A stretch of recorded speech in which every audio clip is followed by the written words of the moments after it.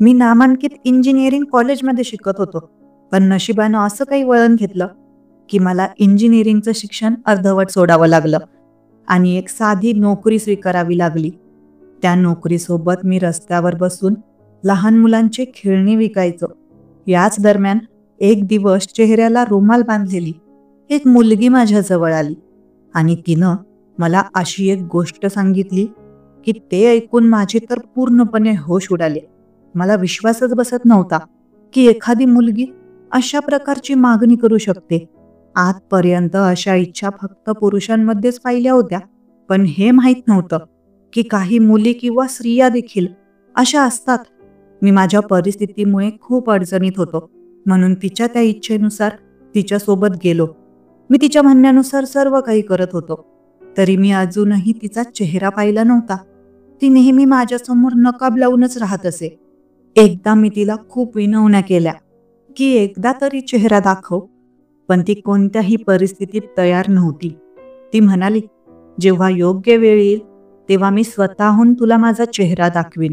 एकदा असं झालं की रात्री वीज गेली होती आणि त्या रात्री आमच्यात असं काही घडलं की पण नंतर जेव्हा तिच्या मते योग्य वेळ आली आणि तिनं मला तिचा चेहरा दाखवला, तेव्हा मी पाहून अवाक झालो. कारण ती तर मित्रांनो, पुढे ही कथा मी तुम्हाला सविस्तरपणे सांगणार आहे.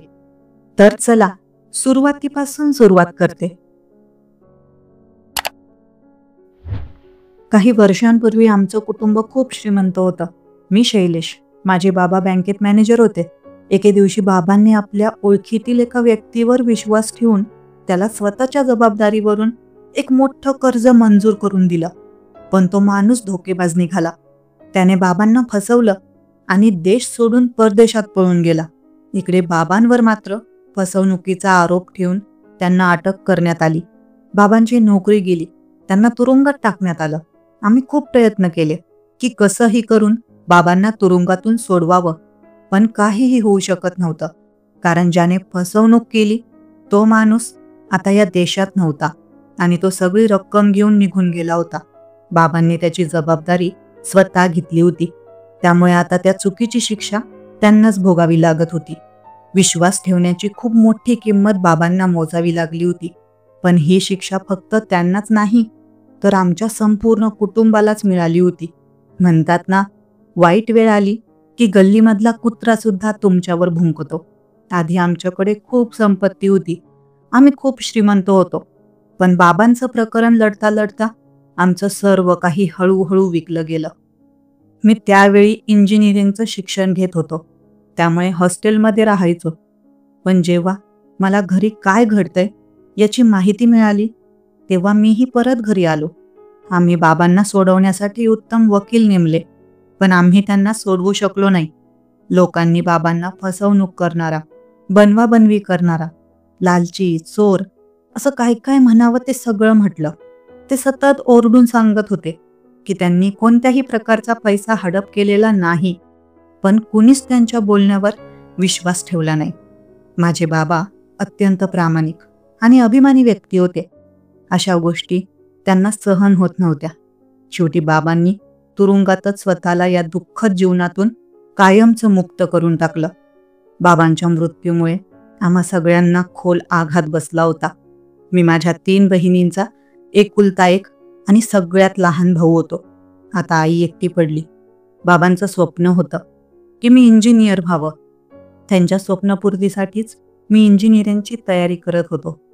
पण बाबांच्या जाण्यानंतर आमच्या घरची परिस्थिती दिवसेंदिवस बिकट होत गेली. बाबांच्या कमाईवरच तर सगळं घर चालायचं. आमच्याकडे थोडेफार पैसे होते, ते सगळे कोर्ट कचेऱ्यांच्या कामांमध्ये खर्च झाले. अशा प्रकारे आमच्यावर दुःखाचं मोठं संकट कोसळलं. पैसे नसल्यामुळे माझं शिक्षण थांबलं. कॉलेजमध्ये न कळवता मला घरी परत यावं लागलं. इकडे आईची तब्येतही सतत बिघडलेली असायची. बहिणी तर अश्रू ढाळून पूर्णपणे खचून गेल्या होत्या. माझ्या 3 बहिणी माझ्यापेक्षा मोठ्या आणि लग्नाच्या वयाच्या होत्या. त्यांच्या लग्नाची चिंता मला सतावत होती. लोकांनी आमच्याबद्दल खूप चुकीच्या आणि वाईट गोष्टी पसरवायला सुरुवात केली, ज्यामुळे बहिणींसाठी योग्य स्थळही येईनाशी झाली. आम्हाला खूप संकटांना सामोरं जावं लागत होतं. मी कधीच नोकरी केली नव्हती, कारण माझं वयच लहान होतं. अजून शिक्षण सुरूच होतं. पण आता घराची जबाबदारी घ्यायची वेळ आली होती. म्हणून मी नोकरी करण्याचा निर्णय घेतला. मेहनत करण्याचं मला कधीच भय नव्हतं, कारण घरची परिस्थिती आता अशी झाली होती की सगळं काही मला एकट्यालाच सावरावं लागत होतं. आम्ही कधीही गरिबीचे चटके अनुभवले नव्हते, पण आता घरात रोजच्या खाण्यापिण्यासाठी सुद्धा काही उरलेलं नव्हतं. मला काहीही करून आमची परिस्थिती सुधारायची होती. मी ज्या शहरात राहायचो तिथं नोकरी मिळवायचा प्रयत्न केला, पण माझ्या शहरात मला कुठेही नोकरी मिळत नव्हती. म्हणून मी दुसऱ्या शहरात कामासाठी निघालो. पण तिथं गेल्यावरही सुरुवातीला फक्त अपयशच मिळालं. मोठ्या अडचणींनंतर मला एका हॉटेलमध्ये वेटरची नोकरी मिळाली. मी ती संधी गमावली नाही. मी ज्या शहरात आलो होतो ते शहर खूप सुंदर होतं. रात्री मी पाहिलं की बरेच मुलं रस्त्याच्या कडेला खेळणी विकत असतात आणि त्यांची विक्रीही चांगली होत होती. त्यामुळे मी ठरवलं की दिवसा हॉटेलमध्ये वेटरची नोकरी करीन आणि रात्री रस्त्यावर बसून मुलांसाठी खेळणी विकेन. अशा रीतीनं माझ्याकडे थोडेफार पैसे येऊ लागले. मी सतत काम करत होतो. हॉटेलमधून जे पैसे मिळायचे ते मी घरी पाठवत असे. याच शहरात मी एक छोटीशी खोली भाड्याने घेतली होती. रात्री जी खेळणी विकायचो त्यातून मी जेवण आणि खोलीचं भाडं भागवत होतो. अशा प्रकारे माझं जीवन सुरू होतं. इथं काम करत करत आता 6-7 महिने झाले होते. आजही मला तो दिवस आठवतो. खूप गरमी होती आणि मी रस्त्याच्या कडेला बसून खेळणी विकत होतो. आज होळीचा दिवस होता. मी यात्रेमध्ये खेळणी विकत होतो. त्या दिवशी माझी विक्री खूप छान झाली होती, पण मला पूर्ण रात्र जागून खेळणी विकावी लागली होती, कारण यात्रेचा दिवस होता. अशा वेळी खरेदी जास्त होते, नाहीतर बाकीच्या दिवशी फार काही विकलं जात नसे. सुरुवातीला माझं काम खूप चांगलं चाललं, पण जेव्हापासून मोठमोठ्या मॉलमध्ये श्रीमंत लोकांनी मुलांसाठी खेळणी घेणं सुरू केलं, तेव्हापासून माझा व्यवसाय मंदावला. गरीब लोकच माझ्याकडून खेळणी घेत होते. हॉटेलमधल्या वेटरच्या कामात मला फक्त 7-8 हजार रुपये पगार मिळायचा, कारण त्या हॉटेलमध्ये माझ्यासारखे बरेच वेटर्स होते. त्यामुळे आम्हाला कमी पगार दिला जायचा. कोणी जर पगार वाढवण्याची मागणी केली तर त्यांना कामावरून काढून टाकलं जायचं. घरी पैसे पाठवल्यावर माझ्याकडे काहीच उरत नसे. मी माझ्या नशिबावर खूपच नाराज झालो होतो. कधी कधी मेहनत करून सुद्धा नशीब बदलत नाही. खेळणी विकून फार काही कमाई होत नव्हती. जबाबदाऱ्या मात्र एक क्षणही मला शांत बसू देत नव्हत्या. कधी कधी वाटायचं की परत आपल्या शहरात जावं, पण तिथंही आता माझ्यासाठी काही उरलेलं नव्हतं. तिथे मी बरेच दिवस नोकरी शोधली होती. माझ्या अनुपस्थितीत माझ्या मोठ्या बहिणीनं घरातून पळून जाऊन स्वतःच्या इच्छेने लग्न केलं होतं. एकतर बाबांच्या तुरुंगात गेल्यामुळे लोक आधीच आमच्याबद्दल वाईट बोलत होते. त्यातच बहिणीनं पळून जाऊन आमच्या इज्जतीवर आणखी डाग लावला होता. त्यामुळे उरलेल्या दोघी बहिणींसाठीही कोणतीही लग्नाची स्थळं येत नव्हती. लोक काय म्हणतील, बहिणींचं भविष्य सुरक्षित कसं करावं, या विचारांनी मी सतत चिंतेत राहत होतो. एका दिवशी हॉटेलच्या कामाला सुट्टी होती, म्हणून मी सकाळपासूनच रस्त्याच्या कडेला बसून खेळणी विकत होतो.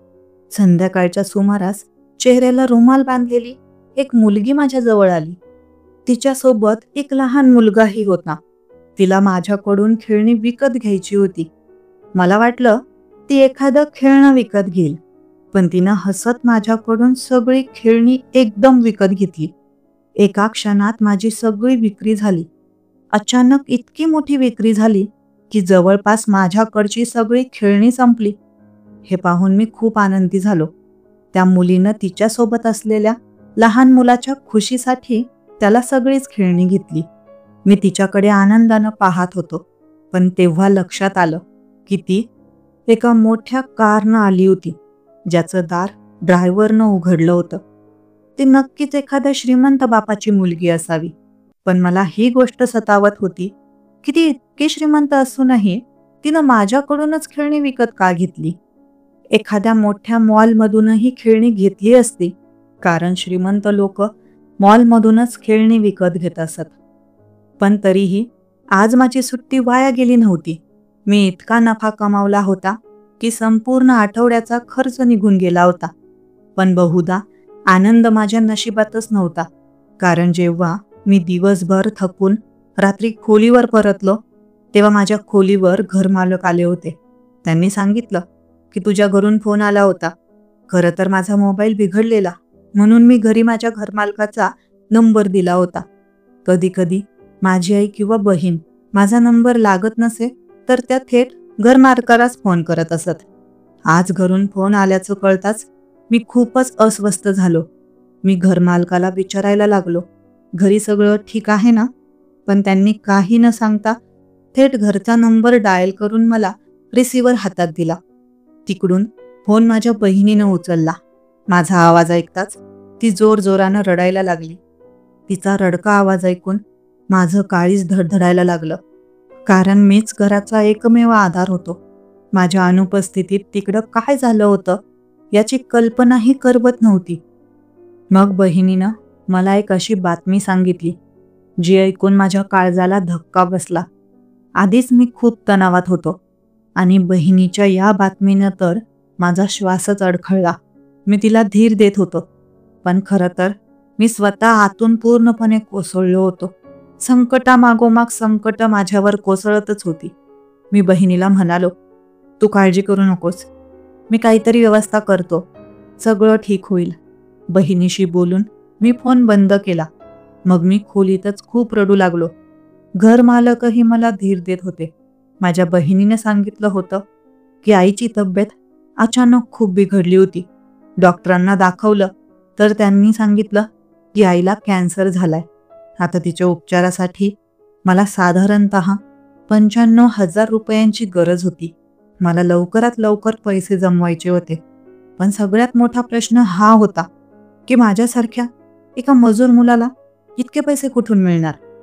मी विचार केला की मी माझ्या हॉटेलच्या मालकाशी बोलून पाहतो आणि रात्री खेळणीही अजून मेहनतीनं विकेन. मग त्यासाठी मला संपूर्ण रात्र जगावं लागलं तरी चालेल. हे सगळं समजल्यावर ती रात्र माझ्यासाठी फार कठीण गेली. मी घरच्यांपासून दूर होतो. पूर्ण रात्र आईची काळजी मनात घोळत राहिली. सकाळ झाली आणि मी लगेच आईला भेटण्यासाठी घरी पोहोचलो.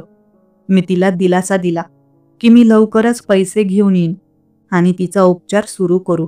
रात्रीपर्यंत मी पुन्हा परत त्या शहरात आलो जिथे मी नोकरी करत होतो. हॉस्पिटलमध्ये पोहोचलो आणि मालकाशी बोलणी केली.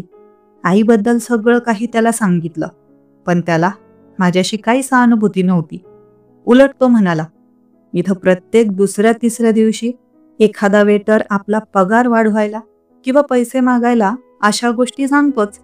आणि थेट सांगितलं, जा जा, काहीही बहाणे सांगू नकोस आणि तुझं काम व्यवस्थित कर. मालकाच्या वागणुकीत एवढा अहंकार आणि कडवटपणा होता की माझ्या डोळ्यांतून अश्रू निघाले. मी त्याच्याकडे ना खोटं बोललो होतो, ना काही भीक मागितली होती. मला फक्त थोडे पैसे उधार हवे होते, जे मी प्रत्येक महिन्याला थोडे थोडे करून फेडणार होतो. पण बहुधा त्याच्या छातीत काळीजच नव्हतं. नोकरीचा वेळ संपवून मी रस्त्याच्या कडेला बसून खेळणी विकायला लागलो. तिथं बसून थोडा वेळ झाला असेल आणि तीच चेहऱ्याला रुमाल बांधलेली मुलगी पुन्हा माझ्याकडे आली खेळणी घ्यायला. आजही तिच्यासोबत तोच मुलगा होता जो ती आधी घेऊन यायची. तिनं पुन्हा एकदा जवळपास माझ्याकडची सगळी खेळणी विकत घेतली. मी यामुळे खूप आनंदी झालो. पण हे पाहून आश्चर्यही वाटलं की ही मुलगी इतकी खेळणी घेते, करते तरी काय? एक लहान मुलगा तर 3-4 खेळण्यामध्येच रमतो, एवढ्या सगळ्यांशी तो खेळणार तरी कसा? पण ती तर सगळी खेळणी आपल्या गाडीच्या डिक्कीत ठेवायची. कदाचित तिच्या घरी अजूनही मुलं असतील, म्हणून ती त्यांच्यासाठी खेळणी घेऊन जात असेल. पण या सर्व गोष्टींचा विचार करून मला तरी काय करायचं होतं? मी तिच्याकडे लक्ष न देता पटकन पैसे घेतले आणि माझा नफा मोजायला लागलो. दुसऱ्या दिवशी तीच मुलगी पुन्हा माझ्याकडे आली आणि त्या दिवशी सुद्धा तिच्यामुळे मला छान नफा झाला. माझ्यासाठी ती एखाद्या देवासारखीच होती. अशाच प्रकारे दिवस जात होते. ती मुलगी दर दुसऱ्या तिसऱ्या दिवशी त्या मुलासोबत माझ्याकडे यायची. पण प्रत्येक वेळी ती आपला चेहरा झाकूनच ठेवायची. खेळणी विकत घ्यायची आणि माझ्या सांगितलेल्या रकमेपेक्षा जास्त पैसे द्यायचे. इकडे माझ्या घरूनही सतत फोन येत होते. कधी बहीण म्हणायची परत ये, कधी ती म्हणायची पैसे पाठव, कारण ती सुद्धा आईची तब्येत पाहून खूप त्रासून गेली होती. तिला समजत नव्हतं की आता तिनं काय करावं. मी ठरवलं होतं की जर असंच रोज फायदा होत गेला तर लवकरच मी आईच्या उपचारासाठी पैसे जमवेन आणि मग घरी परत जाईन. पण आता बऱ्याच दिवसांपासून ती मुलगी खेळणी घ्यायला आलीच नव्हती. मी कितीतरी दिवस तिची वाट पाहत होतो. ती तर जवळपास रोजच यायची, पण जेव्हापासून मला तिची खरंच गरज होती तेव्हापासून तीच गायब झाली होती.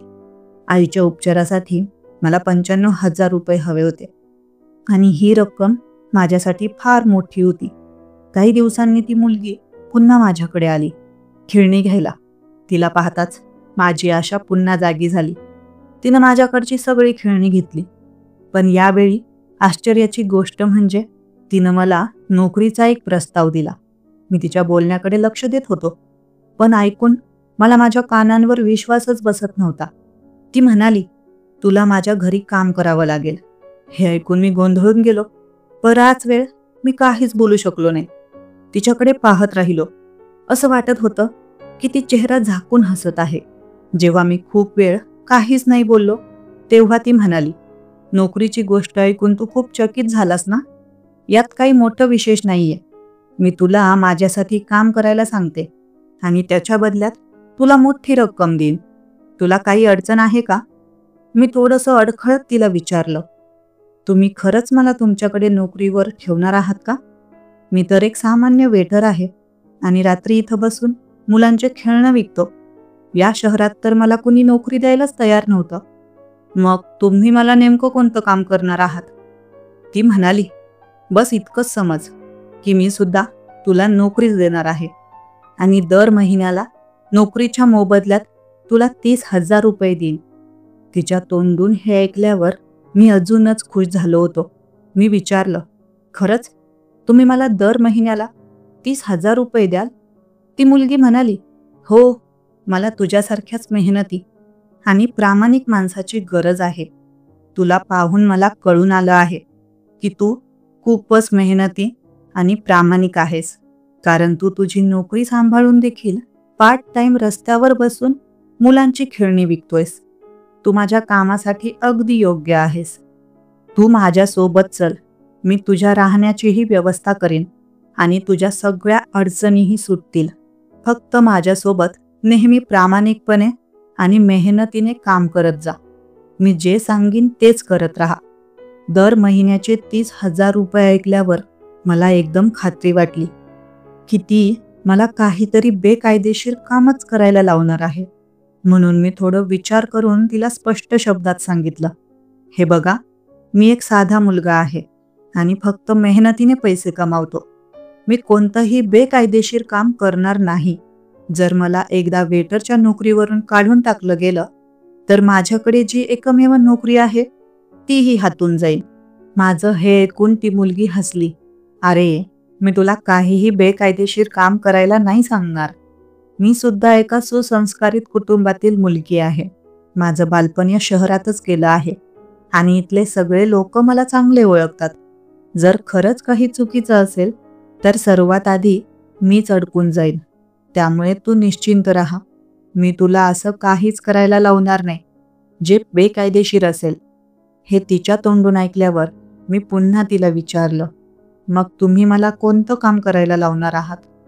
ती म्हणाली, ते सगळं तुला माझ्या घरी गेल्यावर समजावून सांगते, पण माझ्यावर विश्वास ठेव. मी तुला असं काहीही करायला सांगणार नाही ज्यामुळे तू अडचणीत येशील. तिचं बोलणं ऐकून मला थोडा दिलासा वाटला. मग मी मनाशी विचार केला की कदाचित हे काम खूप कष्टाचं असेल, कारण 30,000 रुपये दरमहा पगार तर मोठमोठ्या कंपन्यांमध्ये काम केल्यावरच मिळतो. माझ्यासारख्या एका मजुराला जर 10,000 रुपये सुद्धा मिळाले तरी ती सुद्धा मोठी गोष्ट असते. मी अजून विचारातच होतो तेवढ्यात ती मुलगी म्हणाली, तू इतका वेळ काय विचार करतो आहेस? सांग ना मग, केव्हापासून माझ्याकडे नोकरी करायला येणार आहेस? तुला नोकरी हवीच आहे, तर मग एवढा विचार कशाला?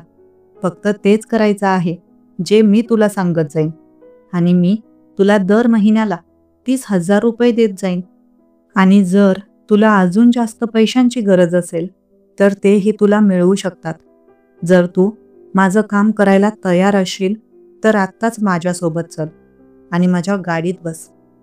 मी थोडा वेळ विचार करत राहिलो. एकीकडे अजूनही मनात शंका होती की ना जाणे ही मुलगी माझ्याकडून असं काय काम करून घ्यायचं म्हणते. पण दुसरीकडे माझी आई आणि बहिणींचे चेहरे माझ्या समोर वारंवार येत होते. आणि जेव्हा माझ्या बहिणीने आईच्या आजारपणाबद्दल मला सांगितलं होतं, ते शब्द अजूनही माझ्या कानात घुमत होते. मला काहीही करून माझ्या आईला वाचवायचं होतं. वडील तर मी आधीच गमावले होते, पण आईच्या सावलीला मी माझ्या डोक्यावरून जाण्याची परवानगी देऊ शकत नव्हतो. म्हणून मग मी लगेचच निर्णय घेतला आणि माझ्या खेळण्यांची टोपली उचलून तिच्या गाडीच्या डिक्कीत ठेवली. माझं असं मानणं होतं की नशीब वारंवार दार ठोठावत नाही आणि यावेळी जेव्हा नशिबाने स्वतःहून दार ठोठावलं होतं तेव्हा ते न उघडणं म्हणजे मोठी मूर्खपणाची गोष्ट ठरली असती. मी मेहनतीपासून मागे हटणारा नव्हतो ना मी आळशी होतो. जर माझं इंजिनिअरिंगचं शिक्षण पूर्ण झालं असतं तर मी आज मोठा इंजिनियर झालो असतो. पण कदाचित नशिबाला हे मंजूर नव्हतं. माझ्या नशिबात संकटांशी झगडणं हेच लिहिलं होतं. जर मी हे काम केलं तर 2-3 महिन्यांतच माझ्या आईच्या उपचारासाठी भरपूर पैसे माझ्याकडे येतील. मग माझी सगळी अडचणच संपेल. मी त्या मुलीच्या मोठ्या गाडीत जी AC होती बसून हेच विचार करत होतो की ही मुलगी कुठलं असं काही काम माझ्याकडून करून घेणार तर नाही ना, ज्यात मी अडकून जाईन. काहीच समजत नव्हतं. मी विचार करत होतो की जेव्हा मी एवढे सगळे पैसे घरी पाठवेन तेव्हा घरच्यांच्या आनंदाला काही तोड उरणार नाही. मी गाडीत बसलो होतो आणि बाहेर पाहत होतो. गाडी जोरात वेगाने चालली होती. जेव्हा गाडी थांबली तेव्हा आम्ही एका खूपच प्रशस्त बंगल्याजवळ पोहोचलो होतो. ड्रायव्हरने फक्त त्या मुलीसाठीच नव्हे तर माझ्यासाठीही गाडीचं दार उघडलं. असं वाटत होतं जणू मीच कुठला मोठा मालक आहे. ती मुलगी माझा हात धरून मला घरात घेऊन गेली, अगदी अशा पद्धतीने जसा माझ्यावर तिचा हक्कच आहे. मी त्या देखण्या मोठ्या बंगल्याकडे पाहून आश्चर्यचकित झालो होतो. पण एक गोष्ट मी बऱ्याच दिवसांपासून लक्षात घेत होतो. ही मुलगी जेव्हा जेव्हा मला भेटायची तेव्हा नेहमी तिचा चेहरा झाकलेलाच असायचा. ती मला कधीच आपलं खरं रूप दाखवत नव्हती. मला वाटलं आता ती आपल्या घरी आली म्हणजे चेहरा उघडेल, पण तिने घरात आल्यानंतरही चेहरा दाखवला नाही. तिने मला बसायला सांगितलं. मग तिने नोकरानीला हाक मारली आणि म्हणाली, साहेबांना त्यांची खोली दाखव, आजपासून हे आपल्याच घरी राहतील. मी थोडा घाबरतच तिला म्हणालो, माझं काम तरी आधी सांगा ना, मला नक्की काय करायचं आहे. ती हसून म्हणाली, इतकी घाई कसली आहे, आधी निवांत हो, फ्रेश होऊन घे, बसून जेवण कर आणि मग उरलेल्या गोष्टी आपण बोलू. पुढे ती म्हणाली, कारण आता तुला आयुष्यभर माझ्यासोबतच काम करायचं आहे, मग एवढी घाई कसली. तिने एका नोकराला माझ्यासोबत खोलीपर्यंत पाठवलं. नोकर म्हणाला, आजपासून ही तुमची खोली आहे. मी आश्चर्याने त्या खोलीकडे पाहत राहिलो. आतापर्यंत मी एका छोट्याशा भाड्याच्या खोलीत राहायचो, पण आता या मोठ्या प्रशस्त खोलीत मला आयुष्य घालवायचं होतं. मला माझ्या आईची काळजीही वाटत होती. माझं नशीब इतकं बदलेल यावर मला विश्वासच बसत नव्हता. सगळं काही एखाद्या स्वप्नासारखं वाटत होतं आणि वाटायचं की हे स्वप्न केव्हा तरी तुटेल.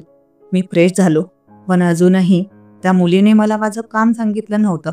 उलट ती म्हणाली, आज एक दिवस आराम कर, मी तुझ्यासाठी कपडे तयार करून ठेवते, तू स्वतःकडे लक्ष दे, संयम ठेव, मी तुला तुझं काम नीट समजावून सांगेन. हातपाय धुवून मी फ्रेश होऊन तयार झालो. खूप दिवसांनी मी नीट कपडे घातले होते. याआधी अशा प्रकारे मी फक्त तेव्हाच तयार व्हायचो जेव्हा माझे बाबा हयात होते आणि सगळं सुरळीत चाललेलं होतं. स्वतःला पूर्वीसारखं बघून मन खूप खुश झालं. तेवढ्यात नोकर खोलीत आला आणि म्हणाला, मॅडमनी तुमच्यासाठी जेवण तयार करून ठेवलं आहे, चला खाली जेवणासाठी. मी खाली जाऊन डायनिंग टेबलवर बसलो. पण हे पाहून आश्चर्य वाटलं की अजूनही त्या मुलीने चेहऱ्यावरचा नकाब काढलेला नव्हता. ती स्वतःच्या घरातही नकाब घालूनच होती. ती माझ्या समोरच बसली होती. मी तिच्याकडे पाहून तिला विचारलं की तू तुझा चेहरा उघडत का नाहीस? ती म्हणाली, वेळ आल्यावर मी तुला माझा चेहराही दाखवेन. हळूहळू तुला तुझ्या सगळ्या प्रश्नांची उत्तरं मिळतील. पण तुला आठवतंय ना, मी तुला इथं माझ्या कामासाठी आणलं आहे. तुला माझं काम करावंच लागेल. जर त्या कामात तू यशस्वी झालास तर मी तुला तुझ्या सगळ्या प्रश्नांची उत्तरं देईन. मी म्हणालो, पण अजून तरी तुम्ही मला काहीच काम सांगितलेलं नाही. उद्या निवांतपणे मी तुला तुझं काम समजावून सांगेन. असं म्हणून ती आपल्या खोलीकडे गेली. जेवण झाल्यावर मीही माझ्या खोलीत आलो. रात्र झाली होती. मी झोपून गेलो. दुसऱ्या दिवशी तिनं एक नोकर पाठवून मला बोलावलं. तिनं सांगितलं की तू नीट तयार हो, कारण आज तुला माझ्यासोबत एका पार्टीला यायचं आहे. हे ऐकून मी चाटच पडलो होतो. मी इथे कामासाठी आलो होतो, पण ही मुलगी तर मला पार्टीला चल म्हणते आहे. थोड्या वेळाने मी तयार होऊन आलो. तिच्या चेहऱ्यावर अजूनही नकाबच होता. तिनं मला गाडीत बसायला सांगितलं. गाडीने धाव घेतली. एका ठिकाणी गाडी थांबली. गाडीमधून उतरून आम्ही एका मोठ्या मंगल कार्यालयात गेलो. मी पाहिलं की आम्ही एका लग्नात आलो होतो. समोरच वर वधू बसलेले होते. या मुलीनंही खूपच छान कपडे घातले होते. हॉलमध्ये शिरतानाच तिनं अचानक माझा हात पकडला. माझा हात धरून ती मला स्टेजवर घेऊन गेली आणि मग तिथे उपस्थित सगळ्यांसमोर तिनं सांगितलं की मी तिचा नवरा आहे. हे ऐकून मला प्रचंड आश्चर्य वाटलं आणि त्याचबरोबर खूप रागही येत होता. ही मुलगी माझ्याकडून काय काम करून घेत आहे, काहीच समजत नव्हतं. तिथे उपस्थित जवळपास सगळ्या लोकांनी तिला शुभेच्छा दिल्या. माझ्याजवळ येऊन मला सुद्धा कॉंग्रॅच्युलेशन्स म्हणायला लागले. त्या लग्नातले सगळे पाहुणे तिला कामिनी म्हणून हाक मारत होते. सगळ्यांनी म्हटलं, कामिनी, तुझा नवरा तर खरंच खूप चांगला आहे. सुमारे 2 तास आम्ही तिथे थांबलो आणि मग पुन्हा घरी परतलो. घरी आल्यावर मी तिला विचारलं, तू लोकांना खोटं का सांगितलंस की मी तुझा नवरा आहे? ती म्हणाली, असं समज की हेच तुझं काम आहे आणि याच कामासाठी मी तुला पैसे देत आहे. मी म्हणालो, पण खोटं बोलणं चुकीचं असतं. खोटं बोलणं हे मोठं पाप आहे.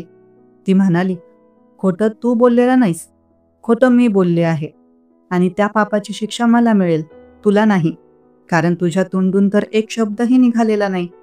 तुला अजिबात काळजी करण्याची गरज नाही. जर कुणी विचारलं की मी तुझी कोण आहे, तर तुला फक्त एवढंच सांगायचं आहे की मी तुझी बायको आहे. हे ऐकून मी पूर्णपणे थक्क झालो. ही मुलगी माझ्याकडून खोटं का बोलून घेत आहे याबद्दल मला काहीच कळत नव्हतं. मी दिवसभर घरात मोकळाच असायचो. आता माझं एकच ध्येय होतं, या मुलीचं खरं रूप म्हणजे तिचा चेहरा पाहायचा. पण ती आपला चेहरा दाखवायला काही केल्या तयार नव्हती. स्वतःच्या घरातही ती चेहरा झाकूनच वावरायची. तिचा आवाज फारच मधुर आणि सुरेल होता. कधी कधी वाटायचं की हा आवाज मी पूर्वी कुठेतरी ऐकला आहे, पण काही केल्या आठवत नव्हतं की नेमकं कुठे. शिवाय कधी कधी वाटायचं की हा फक्त माझा भ्रम असेल. ना मी ही मुलगी कधी पाहिलेली, ना तिचा आवाज आधी ऐकलेला. पण आता मात्र मला तिचा चेहरा पाहायचाच होता. तिचा चेहरा जरी मी पाहू शकलो नव्हतो, तरी तिचं चालणं, बोलण्याची ढब या सगळ्यावरून माझ्या मनात तिच्या सौंदर्याची एक छबी तयार होत चालली होती आणि हळूहळू मी तिच्या सौंदर्याचा मनातून दिवाना होत चाललो होतो. कधी कधी मी निवांत बसून विचार करायचो, हिचा चेहराही किती सुंदर असेल, कारण तिचं मन इतकं निर्मळ आहे. लोकांशी तिचं वागणं इतकं सोज्वळ आहे. एक दिवस मी तिच्या खोलीत जाऊन तिचा चेहरा पाहायचा प्रयत्न करत होतो, पण मला यश आलं नाही. तिचा चेहरा पाहणं शक्यच झालं नाही. इथं कामाला लागून मला 1 महिना झाला होता. ठरल्याप्रमाणे तिनं मला 30,000 रुपये दिले. मी ते पैसे घरी पाठवले आणि आईच्या किरकोळ उपचारांना सुरुवात केली. इतक्या मोठ्या बंगल्यात तिच्याशिवाय कोणीच राहत नव्हतं, पण तरीसुद्धा ती सतत चेहरा झाकूनच राहायची. माझं आयुष्य आता तिथं चांगलं चाललं होतं. एक दिवस मी पाहिलं की घरात एक वृद्ध व्यक्ती व्हीलचेअरवर बसलेला होता आणि ती मुलगी त्यांना आत नेत होती. मला आश्चर्य वाटलं, हा वृद्ध गृहस्थ कोण असेल? कामायनीनं मला हाक मारली आणि त्या वृद्धासमोर उभं राहून म्हणाली, आजोबा, हा माझा नवरा आहे. हे ऐकताच तो वृद्ध माणूस खूप खुश झाला. त्यानं आम्हाला आशीर्वाद दिले आणि म्हणाला, तुम्ही दोघं कायम आनंदी राहा. त्यानंतर तिनं नोकराला सांगून त्यांना त्यांच्या खोलीत पाठवून दिलं. मग ती माझ्याकडे वळली आणि म्हणाली, तुला आश्चर्य वाटत असेल ना हे पाहून? हे माझे आजोबा आहेत. पण माझं ऐक, आता तुझं मुख्य काम म्हणजे त्यांना हे पटवणं की तू माझा नवरा आहे. मी तिला विचारलं, तू असं का करत आहेस? तिनं माझा हात पकडला आणि मला आजोबांच्या खोलीकडे घेऊन गेली. दरवाजाजवळ येऊन ती थांबली. ती म्हणाली, हे पहा, माझे आजोबा. त्यांनाही तुझ्या आईसारखाच एक जीवघेणा आजार आहे, कॅन्सरसारखा. तू गरीब आहेस, तुला पैशांची गरज आहे, म्हणूनच तू इथे काम करतोस. पण माझ्याकडे भरपूर पैसा आहे, कोणत्याच गोष्टीची कमतरता नाही. डॉक्टरांनी सांगितलंय की माझे आजोबा फार थोड्या दिवसांचेच पाहुणे आहेत. माझ्या आजोबांनी मला लहानपणापासूनच वाढवलं. माझ्या प्रत्येक इच्छा त्यांनी पूर्ण केल्या. आता त्यांच्या मनात एकच गोष्ट आहे, मी लग्न करावं. पण मी ज्या मुलावर प्रेम करत होते, तो कदाचित माझ्यावर प्रेम करत नसेल. त्याच्याशिवाय कधीच कुणी दुसरा माझ्या मनात आला नाही. मी ठरवलं आहे, जर मी कुणाशी लग्न करेल तर त्याच्याशीच करेल, नाहीतर अविवाहित राहणं मला मान्य आहे. मी फक्त एवढीच इच्छा आहे की माझ्या आजोबांचे शेवटचे काही दिवस आनंदात जावेत. म्हणूनच मी तुला विनंती करते की तू काही दिवस माझा नवरा असल्याचं नाटक कर, जेणेकरून त्यांना समाधान मिळेल आणि ते शांतपणे या जगातून जाऊ शकतील. माझे आई वडील तर मला लहानपणी सोडून गेले होते. आजोबांनीच मला आई वडील दोघांचे प्रेम दिले. त्यांच्या आजाराविषयी मला खूप उशिरा कळलं, पण जेव्हा मला कळलं तेव्हा बराच उशीर झाला होता. आता त्यांचा उपचार करणं शक्य नाही. त्यांच्यासाठी खरं तर हा एकच उपाय आहे, त्यांचे उरलेले दिवस सुखात व आनंदात जातील असं काही करणं, म्हणजे त्यांच्या मनाप्रमाणे वागणं. तू माझी मदत करू शकतोस. माझे आजोबा तुला पाहून इतके आनंदी का झाले माहितीये? त्यांना खरंच वाटतंय की तूच माझा नवरा आहेस. त्यांना माझी पसंत खूपच आवडली आहे. म्हणून मी तुला फक्त याच अभिनयासाठी पैसे देत आहे. यात काही गैर किंवा बेकायदेशीर नाही. कामिनीचं बोलणं ऐकून माझ्या डोळ्यात अश्रू आले. मी तिच्याकडे पाहत म्हणालो, या कामासाठी इतकं मोठं खोटं सांगण्याची गरजच नव्हती. तू आधीच सांगितलं असतंस तर मी हे सगळं विनामूल्य सुद्धा केलं असतं. कारण ज्या वेदनेतून मी जातोय त्याच वेदनेतून तूही जात आहेस. आपलं दुःख एकसारखंच आहे. कामायनीने मला अजून एक गोष्ट सांगितली. माझी एक आत्या आहे, माझ्या आजोबांची एकुलती एक मुलगी. आपण ज्या लग्नात गेलो होतो ते तिच्या मुलाचंच लग्न होतं. तिथे मी माझ्या आत्याला हे पटवून देण्यासाठी गेले होते की मी खरंच लग्न केलं आहे आणि तू माझा नवरा आहेस. कारण फक्त आजोबांनाच नाही तर आत्यालाही मला हे दाखवायचं होतं की मी लग्न केलं आहे आणि तिच्या मुलाच्या लग्नात माझे पती म्हणून तुला घेऊन आले आहे. माझं या जगात आत्या आणि आजोबा यांच्याशिवाय कोणीच नाही आणि या दोघांना विश्वास होणं माझ्यासाठी खूप गरजेचं होतं. जर आत्याला जराही शंका आली असती की मी आजोबांशी खोटं बोलते तर त्यांनी आजोबांना सगळं सांगून टाकलं असतं. त्यामुळे आजोबांना खूप दुःख झालं असतं. म्हणूनच आत्या आणि आजोबा दोघांनाही तुझ्याबद्दल सांगणं मला अत्यंत आवश्यक वाटलं. मी कामायनीला म्हटलं की मी तुझी साथ द्यायला तयार आहे.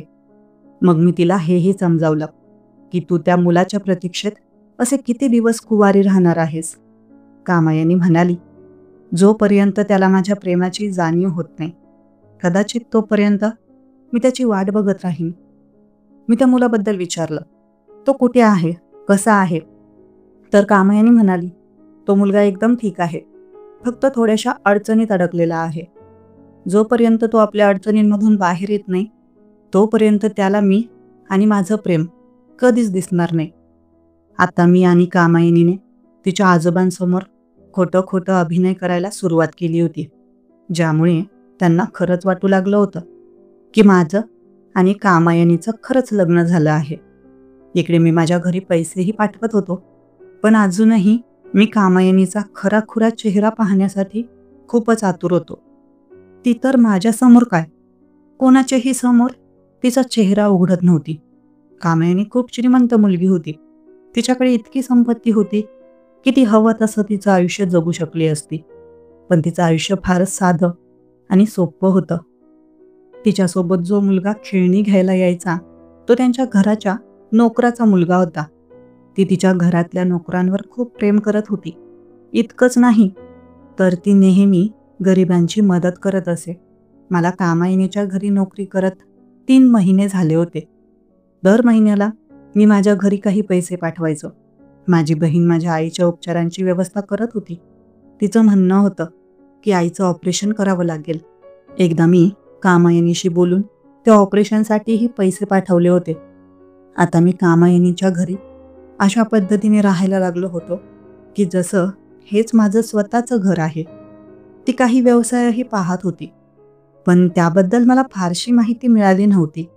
मला एवढ्यातच समाधान होतं की ती केवळ तिचा नवरा असल्याचा अभिनय करायला मला दर महिन्याला एवढे पैसे देत होती.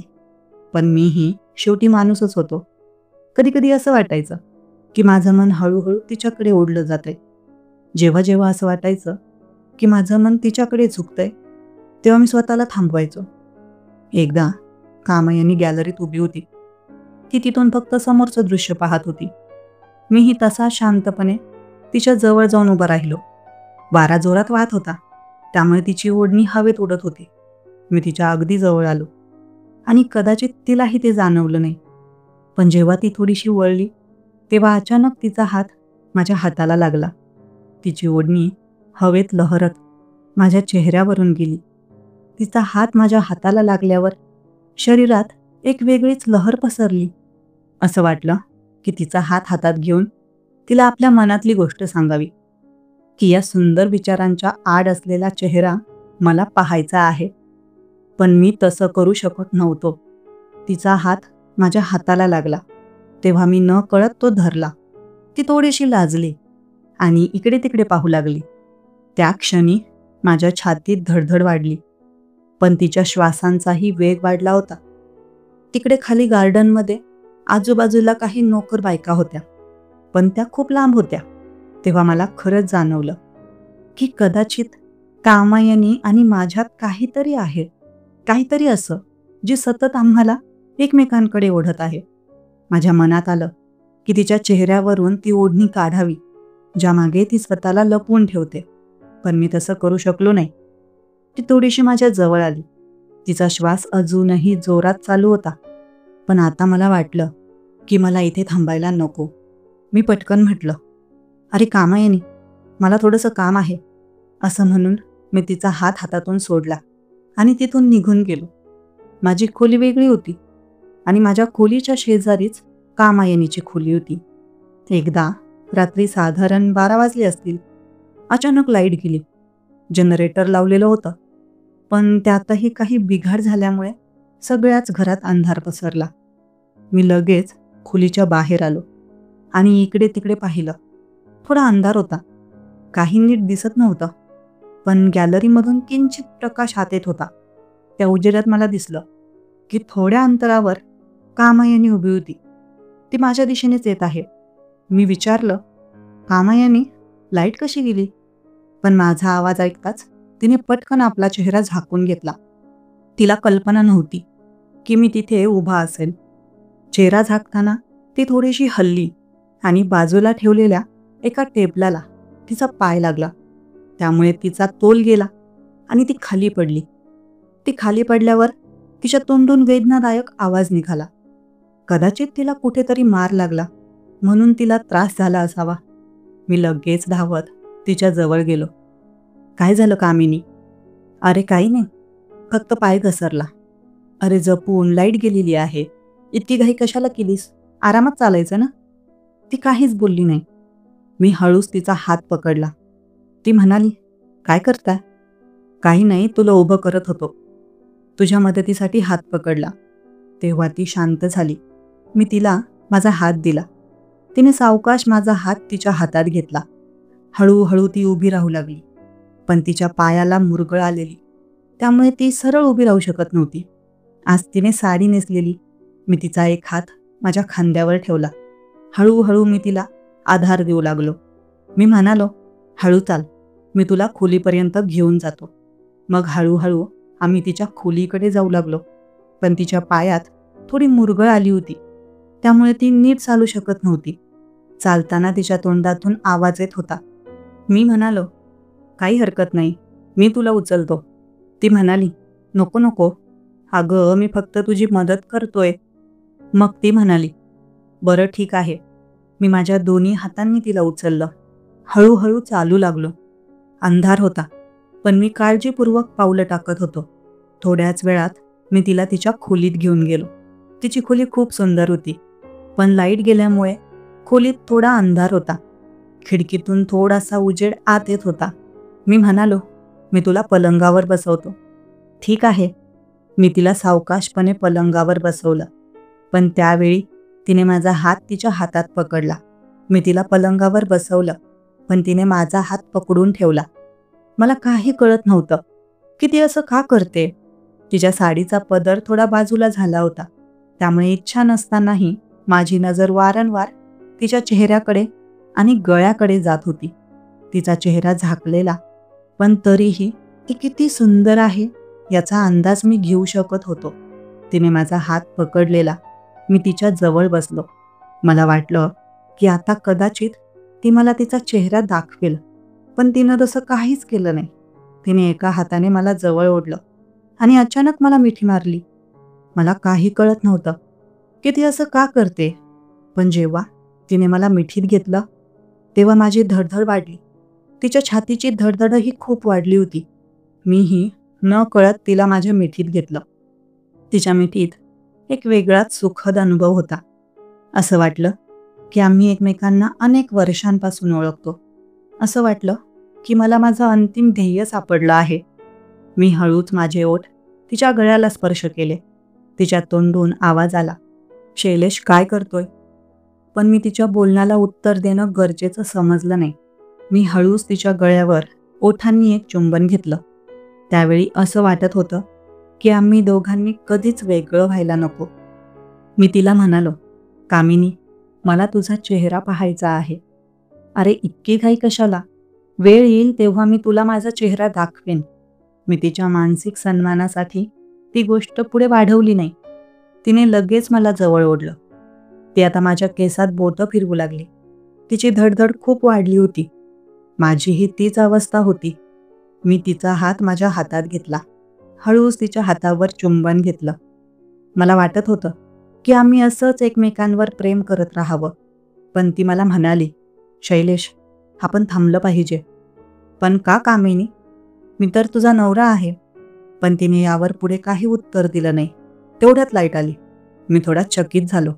तिच्या साडीचा पदर थोडा बाजूला झाला होता, त्यामुळे ती आणखी सुंदर दिसत होती. तिने लगेच साडीचा पदर नीट केला. आम्ही दोघे एकमेकांपासून थोडे लांब झालो. ती माझ्या डोळ्यात डोळे मिळवत नव्हती. मलाही तिच्याकडे डोळे मिळवता येत नव्हते. मी म्हणालो, कामिनी, तू ठीक आहेस ना? हो, मी एकदम ठीक आहे. बरं कामिनी, तू तुझ्या खोलीत आराम कर. मीही माझ्या खोलीत आराम करतो. तिने फक्त मान डोलावली. मग मी तिथे जास्त वेळ न थांबता माझ्या खोलीत परत आलो. माझे श्वासोच्छ्वास खूप वाढले होते. काय माहीत, असं वाटत होतं की लाईट यायलाच नको होती. आम्ही दोघांनी एकमेकांपासून वेगळं व्हायलाच नको होतं. पण सध्या तरी नियतीला ते मान्य नव्हतं. एक दिवस माझ्या बहिणीचा फोन आला. तिनं सांगितलं की 2 दिवसांनी आईचं ऑपरेशन आहे आणि त्यासाठी तुला घरी यावं लागेल. यावेळी आम्ही दोघी बहिणी एकट्या राहू शकत नाही. आम्हाला तुझ्या सोबतीची गरज आहे. मी हे कामायनीला सांगितलं तर ती म्हणाली, तू इथून जाऊ शकत नाहीस. तू गेलास तर माझ्या आजोबांना संशय येईल. मी तिला सांगितलं, तू आजोबांना काहीतरी सांग की मी दुसऱ्या शहरात कामासाठी गेलोय. कामायनी म्हणाली, असं शक्य नाही. आजोबांची तब्येत हल्ली खूप खराब आहे. कधी काय होईल सांगता येत नाही. माझ्यासोबत इथं कोणीही नाही. त्यामुळे तू इथंच राहायला हवंस. माझा संयम तुटला. मी म्हणालो, तू माझ्यावर इतकी जबरदस्ती करू शकत नाहीस. मी तुझं काम करतो म्हणून तुम्हाला पैसे देतेस. पण आता माझ्या आईचं ऑपरेशन आहे. जसं तुला तुझे आजोबा प्रिय आहेत, तशीच माझी आई मला प्रिय आहे. कामायनीनं मला थांबवण्याचा खूप प्रयत्न केला, पण मी ऐकलं नाही. आधीच कामायनीनं आईच्या उपचारासाठी मला पैसे दिले होते. मी तिला म्हणालो, आता हे सगळं तू सांभाळ. मला घरी जावंच लागेल. फक्त 2 दिवसांचीच तर गोष्ट आहे. मग तू मला का जाऊ देत नाहीस? कामायनी माझ्यासमोर रडायला लागली. ती म्हणाली, प्लीज तू इथेच थांब. मला सोडून जाऊ नकोस. तुझ्या बहिणींना सांग, त्या तुझ्या आईची काळजी घेतील. तुला जितके पैसे लागतील ते मी तुझ्या घरी पाठवायला तयार आहे. पण मला सोडून जाऊ नकोस. माझ्या मनात मात्र आईची आठवण सतत येत होती. मी कामायनीला खूप समजावलं, पण जेव्हा ती काहीच समजून घ्यायला तयारच नव्हती, तेव्हा मी तिला तसंच सोडून आईच्या ऑपरेशनसाठी निघून गेलो. मी माझ्या गावी परतल्यावर इकडे ऑपरेशन यशस्वी झालं. कामायनीच्या पैशांमुळे मला खूप मदत झाली. 2 दिवस गेले तेव्हा मला वाटलं आता कामायनीकडे परत जावं. पण जेव्हा मी तिच्या घरी पोहोचलो तेव्हा समोरचं दृश्य पाहून माझे डोळे विस्पारले गेले. घराबाहेर मोठी गर्दी जमली होती. सगळीकडे रडण्याचा आवाज, गोंधळ, हंबरडा माजला होता. मी आत शिरलो आणि पाहिलं, कामायनीचे आजोबा हे जग सोडून गेले होते. त्यांच्या प्रेताजवळ पांढऱ्या कपड्यांमध्ये बसलेली एक निरागस मुलगी जोरजोरात रडत होती. आजोबा, आजोबा. तिचा आवाज माझ्या परिचयाचा वाटला. मी तिचा चेहरा पाहिला तर ती मुलगी दुसरी कोणी नव्हे, तर माझ्याच कॉलेजमधली माझ्यासोबत शिकणारी मुलगी होती. काही वर्षांपूर्वी मी इंजिनिअरिंग कॉलेजमध्ये होतो तेव्हा हीच मुलगी माझ्या वर्गात होती. आजही मला तो दिवस स्पष्ट आठवतो, जेव्हा कॉलेजमधले काही मुलं तिला खूप त्रास देत होते. तिने त्यावेळी माझ्याकडे मदतीची विनंती केली होती, पण मला नेहमी माझे घरचे एकच शिकवत आले होते की स्वतःच्या कामात लक्ष ठेवायचं, दुसऱ्यांच्या भानगडीत पडायचं नाही. त्यावेळी तिने कितीही विनवणी केली तरी मी मदत केली नाही, कारण मी सुद्धा कॉलेजमध्ये नुकताच प्रवेश घेतलेला होता. माझं पहिलंच वर्ष होतं. त्या दिवसानंतर ती मुलगी पुन्हा कधीच माझ्या नजरेस पडली नाही, पण आज ती माझ्या समोर होती. माझ्या डोळ्यांवर विश्वासच बसत नव्हता. तिचा आवाज अगदी कामायनीसारखाच होता. बराच वेळ मी विचार करत राहिलो. थोड्या वेळाने मला उमजलं की कामायनी तीच ती मुलगी होती जी माझ्या क्लासमध्ये शिकत होती. कदाचित आजही तिला माझ्या मदतीची गरज होती आणि मी पुन्हा तिची मदत करू शकलो नाही. हे विचार करताच माझ्या मनात खूप मोठं दुःख दाटून आलं. कामायनीच्या आजोबांचा अंतिम संस्कार पार पडले. काही दिवसांनंतर सगळे नातेवाईकही निघून गेले. एकदा मी तिच्या खोलीत तिला भेटायला गेलो तेव्हा ती रडत होती. मला पाहताच तिने आपला चेहरा झाकायला सुरुवात केली. मी तिला म्हणालो, कामायनी, मी तुला ओळखतो.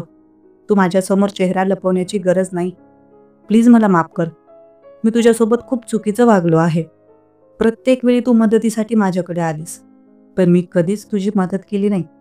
कदाचित म्हणूनच देवाने माझ्या आयुष्यात एवढ्या अडचणी लिहून ठेवल्या, आणि जेव्हा मी त्या अडचणींपासून सुटका शोधायला घराबाहेर पडलो तेव्हा कुणीच माझी मदत करायला तयार नव्हतं. कदाचित हे सगळं त्याचं फळ होतं, कारण मीही एक दिवस तुझी मदत केली नव्हती. पण जेव्हा देवाने मला दुसरी संधी दिली तेव्हाही मी तुझी मदत केली नाही. कामायनी म्हणाली, तुझी ड्युटी आता संपली आहे, कारण माझे आजोबा या जगातून निघून गेले आहेत. मी फक्त त्यांना दाखवण्यासाठीच इतकं सगळं नाटक करत होते. तुझ्या जाण्यानंतर त्यांची तब्येत खूपच बिघडली होती. जेव्हा मी त्यांना हॉस्पिटलमध्ये घेऊन गेले तेव्हा डॉक्टरांनी सांगितलं की त्यांच्याकडे फार वेळ शिल्लक नाही. मग मी त्यांना घरी घेऊन आले आणि दुसऱ्या दिवशी सकाळी त्यांनी शेवटचा श्वास घेतला आणि मला एकटीला कायमचं सोडून गेले. तू सांग, तुझ्या आईची तब्येत कशी आहे? माझी आई अगदी ठणठणीत आहे. तुझ्या मदतीमुळे ती आता पूर्णपणे बरी झाली आहे. पण कदाचित माझ्या मदतीनं तुझे आजोबा वाचू शकले नाहीत, ती हळू आवाजात म्हणाली.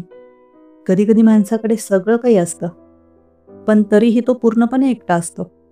आणि कधी कधी ज्याच्याकडे काहीच नसतं, तोही आयुष्य आनंदात जगत असतो.